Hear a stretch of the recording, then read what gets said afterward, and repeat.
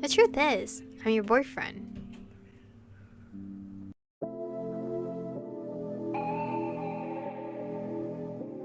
We're born in the moonlight.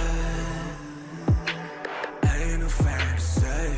Can't breathe in the sunlight. Hello, Aromas. This is Aromie here, and welcome back to Changeling. We're here, about to head home. I'm assuming heading home. And Spencer's asking us about Marc. Well, he was there for most of the discussion, and then we fought about it. So there's that. You had a fight with him. Yeah. He seems like he's probably pretty easy to fight with. I guess so. I thought we were closer than that, but I shrugged. It's probably best to not get close to someone like that. Like what? A vampire. Adrian's one too, and you seem pretty friendly with him. We're not friends. Okay then. Well, you've been spending a lot of time with him. Spencer shoved his hands in his pockets and frowned. It's not because I want to. He spoke so quietly that I couldn't hear him or the sound of trickling water. What was that? Nothing. What? What's going on? I'm going to go back. Okay, I'm going to stay a bit longer. What the fuck? No! Mom will worry if I come back alone. Just tell her I'm a few minutes behind you. I won't stay long. Suit yourself. He started back toward the paved path. Spencer? Yeah? Thanks. I mean, for just talking to me. It's been a while. Yeah. With that, he turned away and disappeared behind the thin row of trees. I stood on the bridge a while longer, just listening to the water. I felt strangely lighter somehow. By the time I went back to the house, oh thank God, the sun was already vanishing, and my fingers were frozen. I was looking forward to a cup of hot chocolate. Then, maybe, okay. I thought then something came. Some horrible shit was gonna happen. Maybe I'd paint for a little while. I spent the rest of the afternoon working on Brenna's riddle, but I didn't make much progress. I figured the easy parts, and I was just completely stuck on the rest. I really needed some help with this. I was glad the holiday would be over soon. I went to get the jar of St. John's wort so I could barricade myself in my room. I couldn't help but wonder what Miss Changeling thought of that. I could only imagine how much it annoyed her. It was like a silent war between us now, though I guess the war had been going on for a while. I just hadn't been aware. I thought I left it here. The little jar was on the bookshelf where I thought I left it. I looked at my bedside table. Not there either. I searched everywhere, along my shelves, under the bed, in the drawer. It was nowhere to be found. The other one was missing as well. Did Mom find them? The only time I'd been out of my room the entire day was when Spencer and I were done at the bridge. But if Mom had found them, she'd have said something. I heard movement in the bathroom and went to peek through my partially open door. Spencer was brushing his teeth. I pushed the door open and stuck my head in. He glared at me, looking more rabid than usual thanks to the toothpaste foam around his mouth. Sorry, I can't find the jar of herbs I used to keep in my room at night. Or the one I used to dispel it. Have you seen them? Why would I have seen them? I don't go in your room. I don't know, I just can't find them, so I don't know. Maybe your friend, what was it? A brownie? But it's never taken my stuff before. That doesn't mean it can't start. Yeah, but... Ugh, damn it. This is serious. What if I sleepwalk tonight? What if she tries to go home or something? Ugh, fine, I just won't sleep tonight. I returned to my room, slamming the door behind me. Maybe it really was that stupid brownie. I think it might have been Spencer. Because he's being brainwashed during sleep mode. I wonder where it was stashed. Where its stash was. Surely it had a place where it hid stuff, besides the front cabinet. Maybe I should check there after Mom and Dad go to bed. Come to think of it, one of the jars was a fairy bean. It hurt me through the glass. Had the brownie been so determined that it didn't care if it was hurt? But why? Then again, it was Faye after all. Maybe this was just its way of siding with the changeling. I flopped on my bed and picked up a book. As soon as it was quiet downstairs, I'd go check in the cabinet, just in case. If I didn't find them, I definitely had to avoid sleeping. Now more than ever, I couldn't afford to be sneaking out at night. It was around midnight by the time I was able to sneak downstairs to check the cabinets for the jars. It was the only place I could think of that they might be. That was the brownie's usual hiding spot. Then again, that was just for pranks. If stealing my herbs was his way of helping the changeling, I might not be finding them. And I didn't like the idea of having another enemy in the house. I wonder if I can contact Shelly for more of them. I had no idea how. I didn't have her number. I made it down to the foyer and padded to the cabinet. Pulling the door open, I shined the light of my phone inside. There was nothing there. Darn. What was that?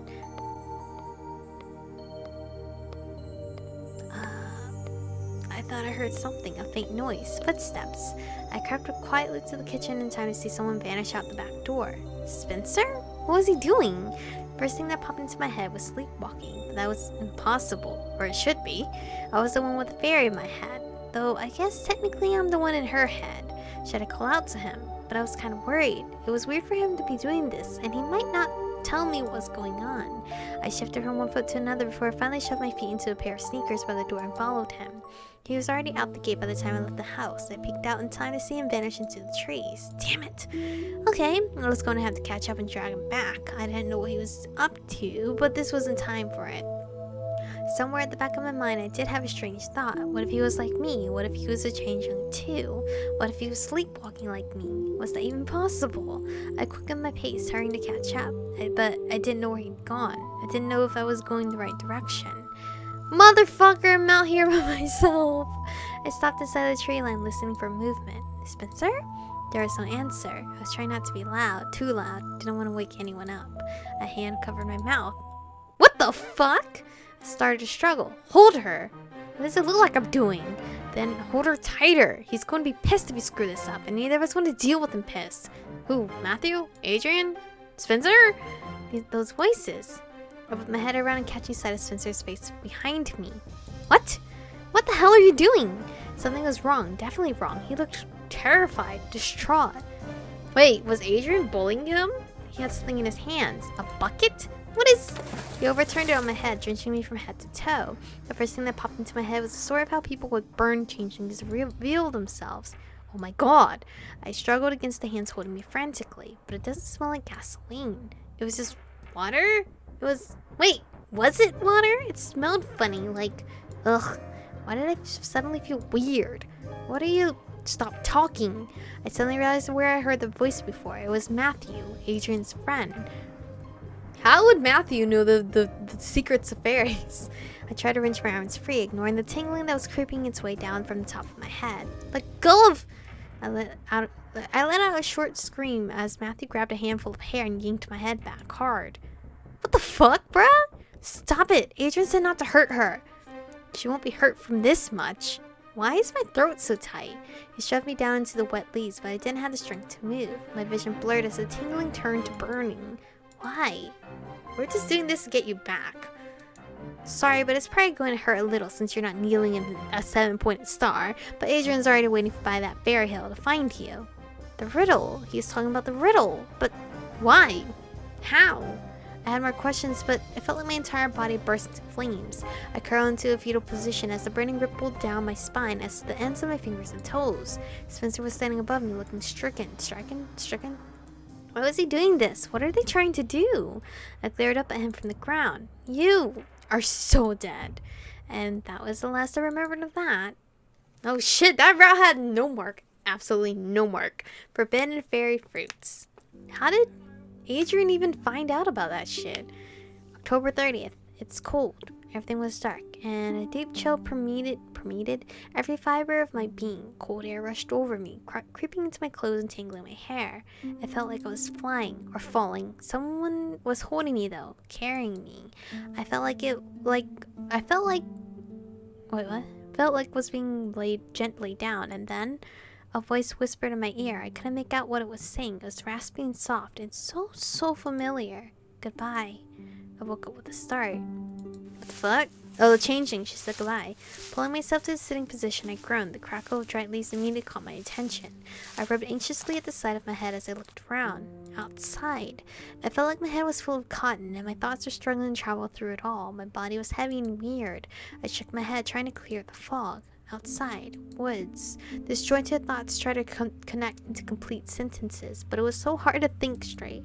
Is this a dream? No. I had just been dreaming, hadn't I? And then I woke up. I realized I was curled at the base of a tree. Using it for support, I got shakily to my feet. My body was tingly. I rubbed my hands together, trying to rid myself of the feelings of ants marching across them. Where am I? My jumbled thoughts were still trying to catch up to my current situation. I was outside. That much I'd finally grasped. I was in the woods. The woods. How far am I? How far from the city am I? How did I even get here? I had to have wandered off again, but how long ago? I couldn't work out what my last coherent memory was. I had been in a room that I didn't recognize. No, wait, that was my room. Why were my memories so messed up? There were faces and names and places that I knew I should recognize, but I wasn't able to piece them together properly. We were the house in the city. No. Wait, we moved. We moved back home. I stood up straight as parts of it rushed back to me. That's right, we moved back home several weeks ago. That room had been my bedroom. I was in my bedroom earlier, and then what? Disconnected images flashed through my mind. This must be looking so trippy if someone had to actually go through this in real life, besides, you know, having amnesia memories. Right, that's the word.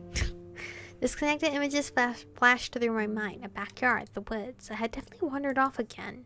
I assumed anyway. That was the only thing I could think of. I knew I'd been sleepwalking, but why?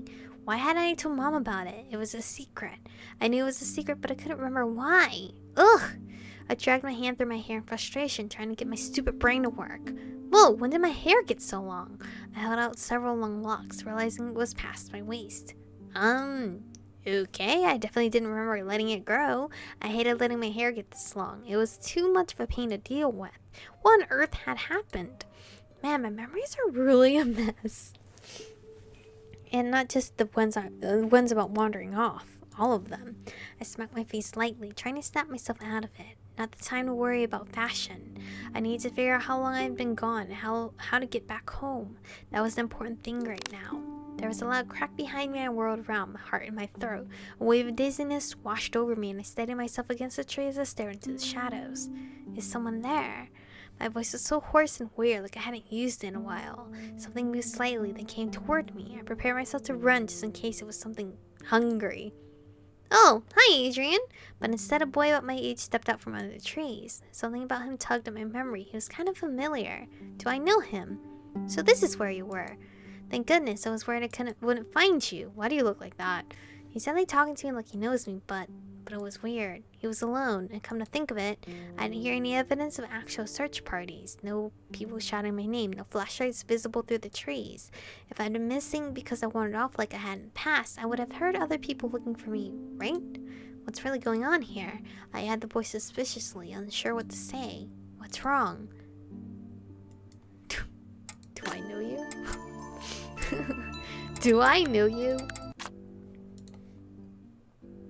Ooh, that's some creep music. Wait, that's even creepier. Oh no, I don't know which one. Do I know you?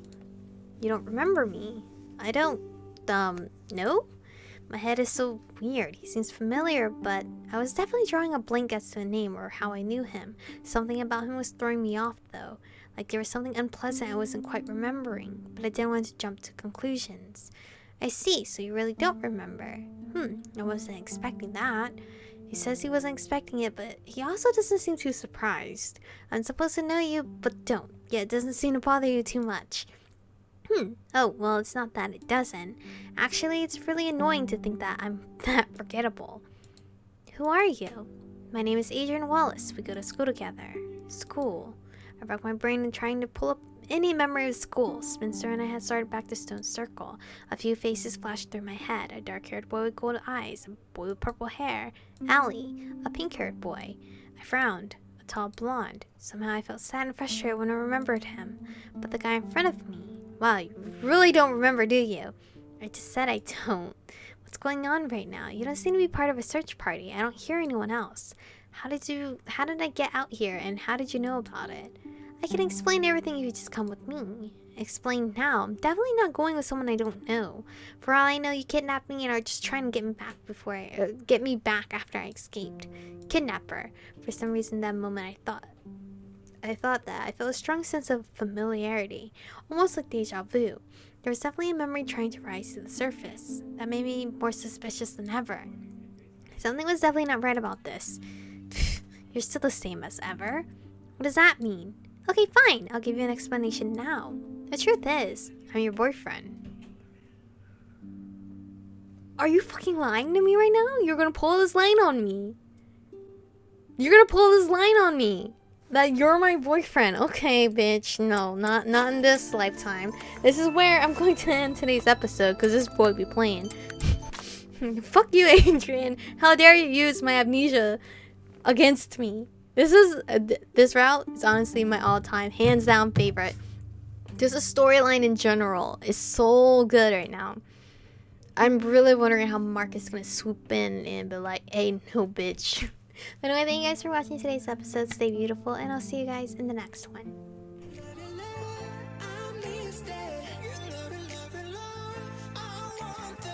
You touch it,